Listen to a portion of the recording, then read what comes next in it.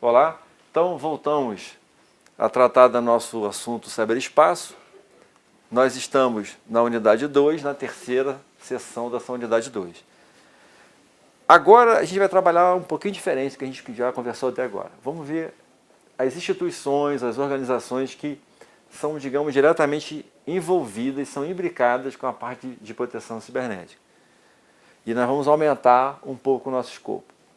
Começando pela segurança da informação, ou vamos chamar direto de segurança cibernética, né? A primeira instituição ou entidade que a gente vai conversar é o Comitê Gestor da Internet, o conhecido como CGI. Ele foi criado em 1997, né? E a missão dele, ele começou com a seguinte missão: a internet no Brasil está crescendo, está evoluindo, alguém tem que coordenar e tem que integrar as ações da internet. Então esse comitê ele foi criado de uma maneira bem interessante, ele foi criado multissetorial. Foi uma experiência praticamente nova, começou aqui no Brasil e depois foi adotada para os outros órgãos. Então o Brasil é um dos poucos países que não tem um órgão do governo que coordena a internet. Isso é muito bom, porque tem, lógico, órgãos do governo também, mas também tem a parte de economia, tem a parte da academia, tem representantes de várias partes da sociedade que interagem nesse comitê e decidem, deliberam sobre como vai ser a internet no país. Isso deu ao Brasil um pioneirismo muito grande. E a própria OCDE, a ONU, eles reconheceram que esse modelo nosso de tratamento da internet é realmente um facilitador, por você não centralizar a gestão da internet num órgão só. Lógico que não é perfeito, que tem alguns problemas. Mas, basicamente, desde 97 até hoje, o CGI-BR, através das suas subunidades, digamos assim, das suas unidades, ele vem trabalhando e vem gerindo muito bem a internet nacional. Para cada atividade dessa aqui, atividade que é permanente, existe um órgão, uma unidade dentro do CGI que trabalha, né? Por exemplo, ele tem que coordenar o registro de nomes de domínio. O que é isso? Eu quero colocar um site de comércio no ar, eduardo.com, por exemplo. Eu vou ter que ir lá no .br, que é o nome dessa unidade, e vou registrar. O registro aqui, nosso, do Ministério Público, né, que é .br, ele está registrado lá, MP, é um subdomínio. Quem pertence ao Ministério Público, ele vai se agregar a esse subdomínio. Então, o Ministério Público do Distrito Federal está agregado ao Ministério Público. Então, é mpdft.mp.br. Ou seja, o Ministério Público do Distrito Federal está ligado ao subdomínio do Ministério Público, que, por sinal, pertence ao BR, ao Brasil. Então, é uma das atividades importantes que faz o CGI-BR. É importante para nós, porque nós estamos diretamente relacionados com o subdomínio do Ministério Público e com os possíveis ataques ou problemas que esse subdomínio venha a ter. E aí, uma outra unidade interessante é a que responde e trata os incidentes de segurança no Brasil, que nós vamos ver um pouco mais detalhado na frente. Por quê? Precisa de ter um ponto focal quando acontece algum problema no domínio.br, principalmente na parte de com, que é a parte comercial. Quem é que resolve esses problemas internacionalmente? É o CERT-BR, que é o órgão responsável que faz essa coordenação. Então, se acontece algum problema aqui, seria interessante notificar o CERT-BR esse tipo de ataque, ou algum tipo de ataque de fora. Então, a relação, por exemplo, da STI em relação ao tratamento de incidente de rede seria com esse órgão, que trata de responder a incidente. E aí tem outros órgãos sobre indicadores de tecnologia, como é que a internet está acontecendo, como é que é na parte educacional, como é que é na parte das empresas, como é que são montados os sites nacionais, por exemplo, a parte de desenvolvimento da própria web, e também participa muito na formulação de políticas públicas. Então, essas novas normas que nós vamos ver, que vieram na unidade 3, né, que foram feitas, sempre tem a participação também do CGI-BR. Mas vamos ao órgão que interessa em relação à proteção cibernética, que é o CERT-BR. Esse Centro de Estudo e Resposta a Incidentes, ele, desde 1999, se não me falha a memória, ele trabalha promovendo estudos, recomendações na parte de segurança de redes. Então, ele é, como eu já tinha falado, um ponto de referência nacional em relação ao tratamento de rede. E por ele ser responsável pela parte de estudos, não só de resposta, ele produz uma série de documentações, as mais conhecidas são as famosas cartilhas, né, que dão orientação sobre como trabalhar com malware, vírus em relação à criança, internet, spam. É muito interessante, é só ir lá no site do CERT-BR e ver as cartilhas, que também são subsídio, não só as leis, como nós já comentamos, mas também essas cartilhas são subsídio para a confecção dos nossos próprios ordenamentos aqui, em relação à segurança, no caso, segurança cibernética. Então é bem interessante conhecer que existe esse centro aqui, que inclusive pode ajudar numa situação crítica de segurança cibernética aqui no Ministério. Agora vamos, ainda na parte de segurança cibernética, vamos agora para a parte de governo. Né? O Gabinete de Segurança Institucional da Presidência da República, ele é o órgão principal de gestão, de coordenação, de orientação em relação à política de segurança de informação e também da segurança cibernética. Então ele tem essa missão institucional. E para que ele funcione, ele tem vários órgãos ou unidades debaixo dele que ajudam a fazer isso. Qual é a atividade dele atual? Ele vai estar transformando uma estratégia de segurança de informação, que era a nível governamental, numa estratégia nacional.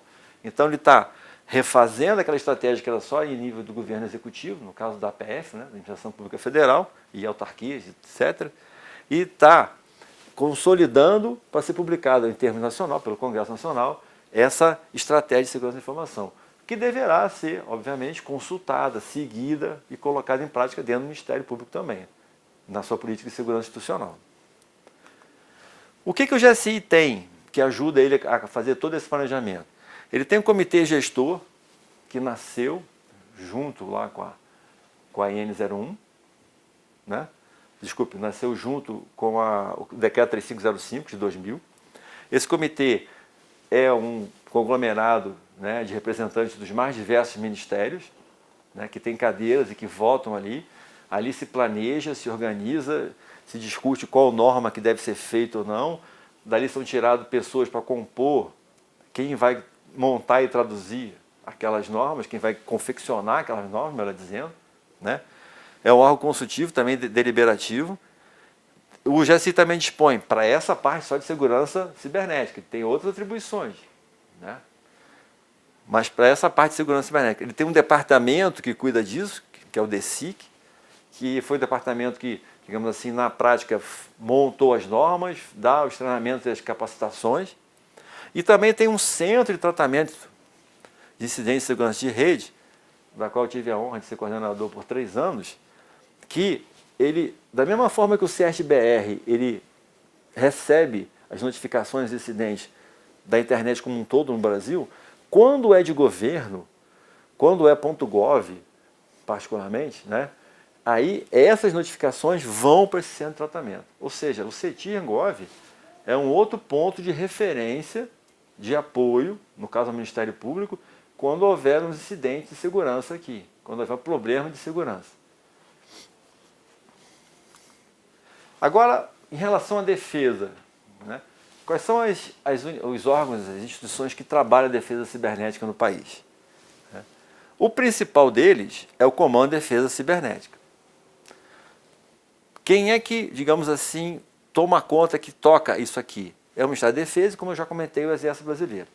Então, o Comando de Defesa Cibernética, ele planeja, orienta, controla as atividades operacionais, ele cuida também da parte de inteligência cibernética, ele cuida da parte de doutrina, ciência, tecnologia e da capacitação. O Comando de Defesa Cibernética é novo, ele foi ativado em 2016. Mas antes disso, lembra da Estratégia Nacional de Defesa de 2008? Aquela estratégia que foi no final do ano de 2008, ela teve que, algumas atitudes tiveram que ser tomadas. E foi tomado o quê? A criação de um núcleo em 2010. Esse núcleo foi o núcleo do Centro de Defesa Cibernética, CDCIVER. Pode confundir um pouco as siglas, mas esse núcleo desse centro começou em 2010, foi ativado em 2012. Foi ele que participou dos grandes eventos. Ele que realmente atuou na parte operacional. Então, desde 2010, nós temos uma unidade, um centro de defesa cibernética, que é o braço operacional desse Condeciber, que vem atuando, que vem trabalhando, que vem pegando expertise em operações reais e que tem um núcleo lá preparado para auxiliar a responder contra ataques contra a defesa nacional. Então, digamos que num caso extremo, também o Ministério Público pode solicitar o apoio do CDCiber para poder resolver os seus problemas. Não é o caminho, digamos, usual, mas pode ser também. Também pode utilizar o Centro de Defesa Cibernética, o próprio Condeciber, para apoio em treinamentos, para participar daquele exercício do guardião cibernético, que tem as infraestruturas críticas. O Ministério Público, como órgão, instituição que olha todos esses serviços prestados, pode também participar. É tudo questão de conversar. Mas é importante saber que existe um centro, que o Brasil tem um centro operacional para a defesa cibernética. E, dentro do Condeciber também, ativado em 2019, em fevereiro de 2019, uma Escola Nacional de Defesa Cibernética, que visa o quê? A capacitação, a pesquisa e inovação nessa área de defesa cibernética. Isso é um projeto que começou em 2015, eu participei desse projeto também. Essa área é uma área que eu gosto muito, que eu trabalhei muitos anos, a parte de defesa cibernética. O projeto longo, que começou em 2015, foi longo, demorou, mas finalmente ele foi concretizado. E essa escola, o que ela faz? Ela não é uma escola militar, ela está militar, mas ela, na essência, ela faz muita parceria. Ela trabalha com outras, com universidades, com especializações, com cursos internacionais, inclusive, para capacitar o seu público, na maioria deles militar, inclusive militar de outras nações também, capacitar nessa parte de defesa cibernética, na parte de defesa, ataque, exploração, né? Lembra que aqui a gente saiu um pouco da segurança e também tem a parte de que a gente chama de exploração, ou seja, de realmente atacar, defender atacando, defesa ativa, melhor dizendo. Agora nós vamos entrar em outro modal. A gente já viu o modal de segurança, de defesa, mas a proteção cibernética ela não é só defesa e segurança. Ela também tem outro viés, que é um viés que ainda está em crescimento no país, é embrionário, né? No meu entendimento, ele tem que ser mais, digamos assim, transparente para toda a sociedade, que é o viés da preservação digital. A preservação digital eu trouxe duas definições, uma mais holística, mais genérica, e outra mais voltada à parte de segurança. Preservação, aqui a gente está falando da ciência da informação. Lógico que também tem a parte da ciência da computação, mas é mais ciência da informação. A gente está falando de arquivismo, de bibliotecas, etc. De memória, né, de preservação da cultura, de manutenção do status, né, da parte de memória, de cultura de uma sociedade. Então é um somatório de práticas, funcionamento administrativo e tal, para produzir informação, documento, objeto. Essas três palavras aqui, esses três termos aqui se confundem um pouco quando a gente fala em preservação digital. Porque você preserva a informação, mas no caso, a maioria, no nosso caso aqui no Ministério Público, a gente trabalha com documentos, documentos arquivísticos, documentos digitais, documentos que são institucionais. Mas no âmbito da preservação digital como um todo, do Arquivo Nacional, ele chama tudo de objeto digital. Por quê? Porque ele não considera só o documento, ele considera, por exemplo, essa gravação, ele considera uma fotografia, considera um quadro, considera uma conversa, né? Então, tudo são objetos que devem ser preservados. São informações que estão em diferentes suportes, né? No caso dessa apresentação nossa aqui, ela está no suporte de vídeo. Ela pode ser transformada só em áudio. Aí por aí vai. Então, essa é uma definição. A outra definição, essa mais na parte de segurança, é que para eu preservar um objeto digital, seja ele em qual suporte esteja, eu tenho que gerenciar, eu tenho que ter técnicas para superar as mudanças tecnológicas, tanto de hardware como de software. Não, mas como assim superar a mudança? Por exemplo, aquele disquete que você guardou há vários anos atrás, lembra aquele disquetezinho, 3, 4 e tal? Aquele que você guardou contendo o seu primeira declaração de imposto de renda via computador. Como é que você consegue recuperar a informação que está lá dentro hoje em dia? Você vai precisar de hardware para poder inserir aquele disquete. Ah, mas meu computador hoje em dia não tem nem entrada para cabo de rede, quanto mais para disquete. Pois é, isso é preservação digital. Ih, mas eu fiz em Word 2.0.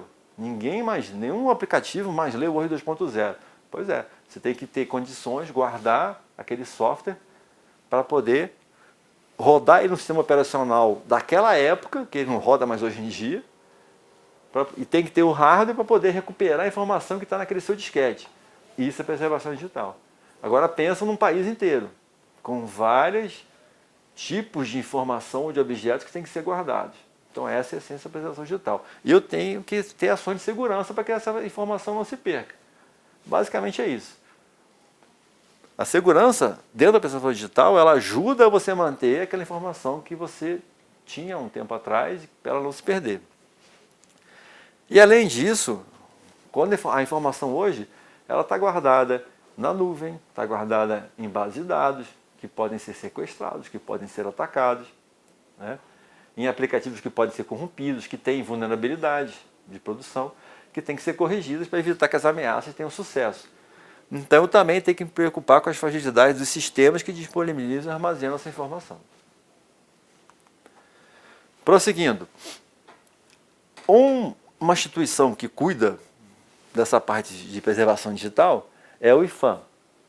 Então o IPHAN tem por missão preservar o patrimônio cultural. Aqui a gente está falando de memória nacional, de deixar que a geração atual, as gerações futuras, consigam recuperar aquelas informações. Ele que cuida disso aqui. Mas como assim que ele cuida? Ele tem que guardar. O Arquivo Nacional é um prédio muito bonito, muito suntuoso no Rio de Janeiro, em frente ao Campo dos Afonsos. Ele fica em frente à Central do Brasil ali. É um prédio... Campo dos Afonsos não. Esqueci o nome. Mas ele está lá no centro do Rio de Janeiro, em frente à Central do Brasil, em frente ao Quartel-General do Exército, né? É um prédio grande, seguro, porque ele guardava aqueles documentos, assinatura de leis, lei áurea, assinatura da Proclamação da República, aqueles primeiros vídeos, ele guardava esse documento. Agora ele tem que se adaptar para guardar documentos digitais, ou os outros órgãos dele subsidiados nos estados. Cada estado tem o seu arquivo, né? Não é nacional, o seu arquivo estadual de documentação. Então ele tem que se preparar para receber os arquivos digitais, para preservar e depois para recuperar a informação. Não adianta guardar alguma informação que depois eu não consiga recuperar. Essa é a preservação, é o que ele tem que fazer. Então ele cuida, digamos, da memória nacional. Para isso, ele tem o que a gente chama de... Aí, esse é o IPHAN. Mas em relação à parte de documentação, em relação à documentação produzida pelas instituições governamentais, independente do nível, se é federação, se é estado, se é município, e do tipo de poder que é. Como é que você organiza essa documentação? Como que você classifica? Como que você coloca ela como reservada ou não reservada? Como que você recupera essa informação? Que tipo de documento que você guarda? Você vai guardar .doc? Você vai guardar PDF? Quando você vai guardar uma imagem, vai ser em que modelo? Em que tamanho? Em que padrão? Como que você gerencia toda essa documentação arquivística, essa documentação institucional, que tem um prazo de temporalidade diferente. Alguns documentos são 1 ano, outros são 5, outros são 20, outros são perenes. Então, quem é que gerencia esse documento? Aí é o Arquivo Nacional. Então, o Arquivo Nacional ele tem essa responsabilidade, ele edita normas, etc. E o braço dele operacional, o braço que realmente coloca finalidade, coloca objetivo nisso aí, é o CONARC, que é o Conselho Nacional de Arquivos. Nos últimos anos, a preocupação foi em relação ao arquivo digital, ao documento arquivístico digital. E aí foi feito várias iniciativas, como por exemplo o EARC, né, que é o arquivo eletrônico.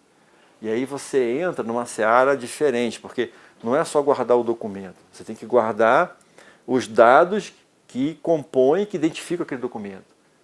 O que nós chamamos de metadados, que são os dados dos dados, né? Então, como eu guardo, eu armazeno esse documento e os dados, como que eu recupero? O CONARC, que é o responsável. Mas como assim metadado?